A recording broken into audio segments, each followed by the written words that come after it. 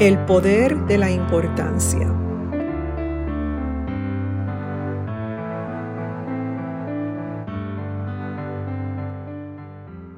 No es la intensidad del dolor, sino el significado que le asignas lo que determina el efecto. Jesús nos advirtió que otros no juzgarían con los mismos estándares que usamos para juzgarlos. La diferencia es que devolverán muchos más de lo que dimos. La medida que nos llega se basa en dos factores. El primero es el significado que le damos al evento. La segunda es cuáles son nuestros motivos cuando hacemos estas mismas cosas. Cuando medimos algo dándole valor, tamaño y significado, entonces esa medida determina su efecto sobre nosotros.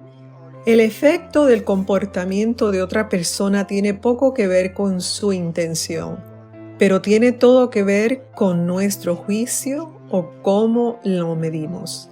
Las personas pueden tomar acciones sin malas intenciones, pero pueden tener efectos devastadores. Incluso cuando las personas actúan con la intención de hacer el bien, pueden generar enormes cantidades de dolor. Cuando esto sucede, podemos pensar que nos lo están haciendo a nosotros, pero independientemente de las intenciones de las personas, nos lo estamos haciendo a nosotros mismos, por el valor y el juicio que le damos a sus acciones. No es la intensidad de la ofensa lo que determina el dolor. Siempre es el significado que le damos a la situación lo que determina nuestro dolor. Cuando alguien usa un tipo de rechazo engañoso y manipulador, se llama rechazo encubierto. El rechazo abierto es un rechazo abierto y honesto.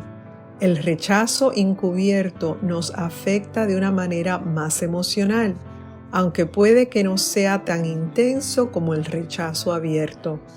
El rechazo manifiesto puede parecer fuerte al principio, pero al menos eres consciente de la intención detrás del rechazo. Ser rechazado por una persona que odiamos tiene relativamente poco efecto en comparación con ser rechazado por alguien a quien amamos. La acción es la misma, pero le damos importancia porque juzgamos por qué lo hizo. La forma en que te relacionas con las personas en su conjunto será la forma en que las demás personas se relacionen contigo. Esto pasa al ámbito en el que no tiene nada que ver con la forma en que los demás te respondan, sino con la forma en que te afecta en tu propio corazón debido a la importancia que le atribuyes.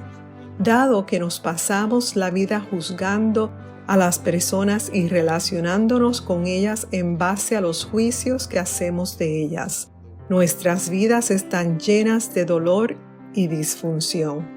No tenemos relaciones o comunicaciones significativas porque siempre estamos juzgando los motivos reales detrás de lo que la gente dice o hace y todo se basa en nuestro juicio. Todo lo que se necesita para liberarse de este ciclo destructivo es negarse a juzgar, negarse a dar importancia a las acciones de los demás. Cuando las acciones de otras personas te afecten negativamente, simplemente pregunta si hay algún problema. No asumas y no le des importancia. Cuando puedes aprender a observar en lugar de juzgar, puedes detener el dolor antes de que se convierta en sufrimiento. Si el juicio pertenece a Dios, entonces es posible que antes de la caída, Adán no tuviera la capacidad o la tendencia a juzgar. Sabemos que cuando Adán pecó, obtuvo la capacidad de juzgar el bien y el mal por sí mismo, algo que antes no poseía.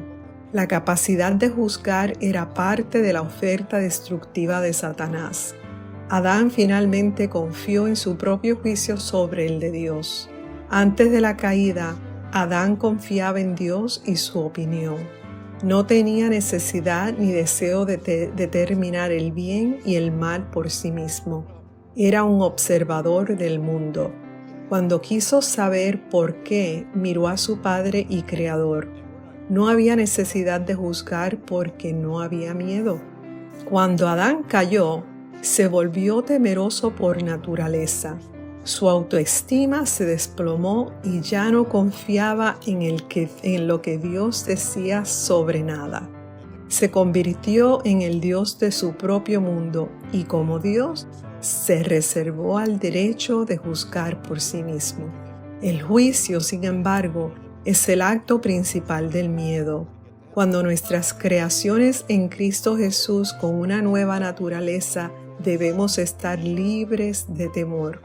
Nuestra autoestima debe provenir de nuestra nueva identidad en Jesús. Como discípulos del Señor Jesús, debemos confiar en su palabra. Deberíamos estar libres de la necesidad de juzgar y volver al lugar de experimentar la vida como observadores, libres de la necesidad de actuar como un Dios. Jesús dijo: «Por sus frutos los reconoceréis.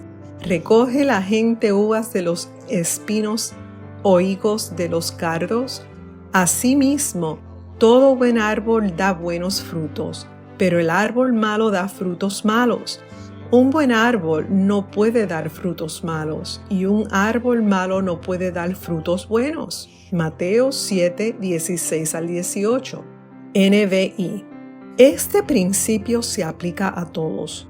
La única manera que tenemos de conocer a las personas es por sus frutos. La fruta es lo único que se puede observar y la fruta es algo que crece con el tiempo.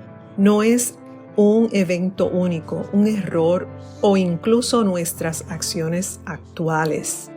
Nuestro fruto es nuestra trayectoria y es todo lo que se sabe de nosotros. Sin embargo, conocer nuestro historial no le da a nadie el derecho de emitir un juicio sobre nuestros motivos en ninguna situación. No justifica todas sus críticas. El historial de una persona simplemente nos brinda datos observables y medibles para que podamos usar la sabiduría al relacionarnos con él. No nos da derecho a tratarlo sin amor y respeto, y ciertamente no significa que las personas no puedan crecer y cambiar. Simplemente nos dice lo que tienen tendencia a hacer. Cuando actuamos como Dios de nuestro propio mundo, rechazando su sabiduría y aplicando nuestro propio juicio, todo se reduce al miedo y nuestros miedos tienden a llevarnos a confiar en nuestro juicio en lugar del de Dios. En nuestro intento de protegernos del dolor futuro, juzgamos, pero en lugar de liberarnos del dolor, deforma nuestra observación y se pierde el verdadero discernimiento. El resultado del juicio es siempre más dolor. Comprométete a convertirte en un observador en lugar de un juez. La palabra de Dios está llena de sabiduría sobre cómo relacionarse con las personas, cómo desarrollar la confianza, de quién depender y de quién no depender.